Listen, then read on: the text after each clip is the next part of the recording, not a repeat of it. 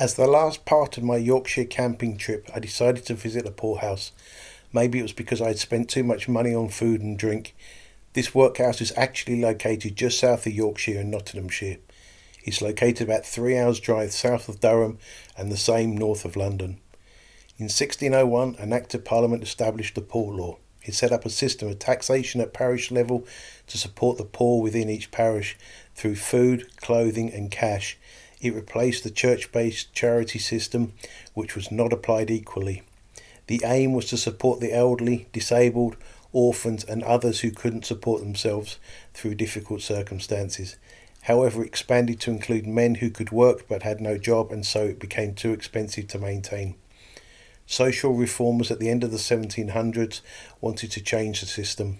Reverend Beecher, who was also a magistrate, came up with the idea for a purpose-built workhouse, and the first one was built in 1808. The system was changed so that cash would only be distributed at the workhouse. The total money being claimed in this parish dropped dramatically from £2,000 per year to only £500. The Reverend showed the local parishes what cost savings there were, and so 49 local parishes combined efforts and built this workhouse for £6,494, about £950,000 in today's money. It houses 158 paupers. The aim was to be a deterrent. Therefore, the workhouse design and its processes were deliberately intimidating. You had to be desperate to enter the workhouse. It was considered that a successful workhouse was an empty one. The building separated men, women and children. For 6 to 9 months each year, able-bodied men largely kept out the workhouses and did seasonal work. However, when nothing was available, resident numbers would increase. By 1834, the workhouse system was rolled out across the country. The staff were a master and matron, paid £40 and £20 per year respectively. Men and women didn't earn the same money in those days. The job was 365 days a year, with permission required for any time away from the workhouse. Other staff included part-time clerk, part-time medical officer, schoolmaster and schoolmistress, with an annual cost of £110 to £120 per year.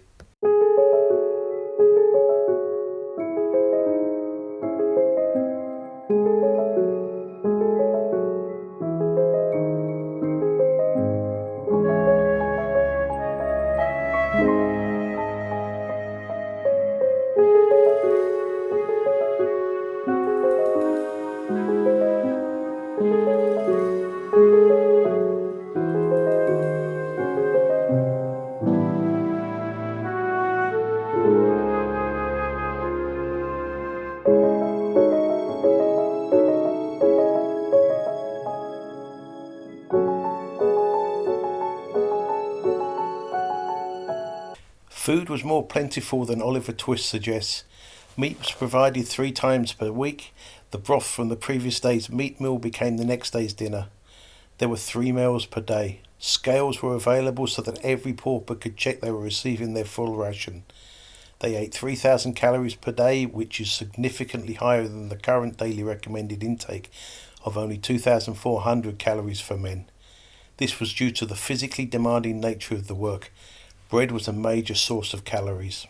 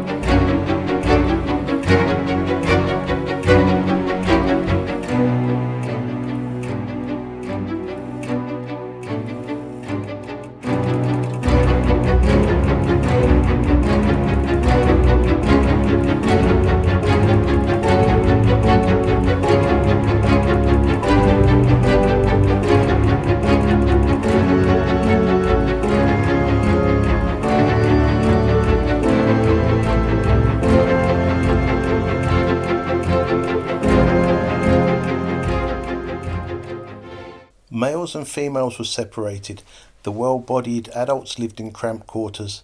The institution didn't want these people to stay. Men were given harder, more boring work than they would find outside, such as breaking stones into tiny pebbles, chopping wood, crushing animal bones for fertilizer, and it went on for hour after hour. This would be soul-destroying, and the men would leave at the first opportunity. Women were responsible for all domestic work, including cooking, cleaning, laundry, making bedding, etc. The elderly and infirm had more spacious areas with nursing and sick care. Children from age 3 were separated from their mother and given enough education so that at age 12 they could get employment outside. Girls into service and boys into apprenticeships.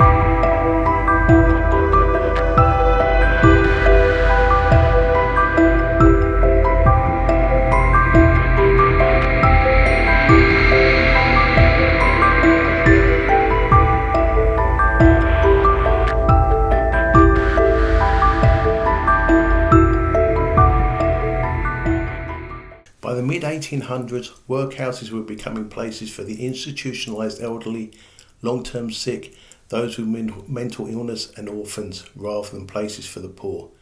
In 1913, workhouses were renamed Poor Law Institutions. In 1929, local authorities took over the running of the institutions. In 1948, the welfare state was established, which meant the poor law ended after 347 years. I hope you enjoyed your visit to a workhouse. Although there were places to avoid, they were also weren't as described by Dickens.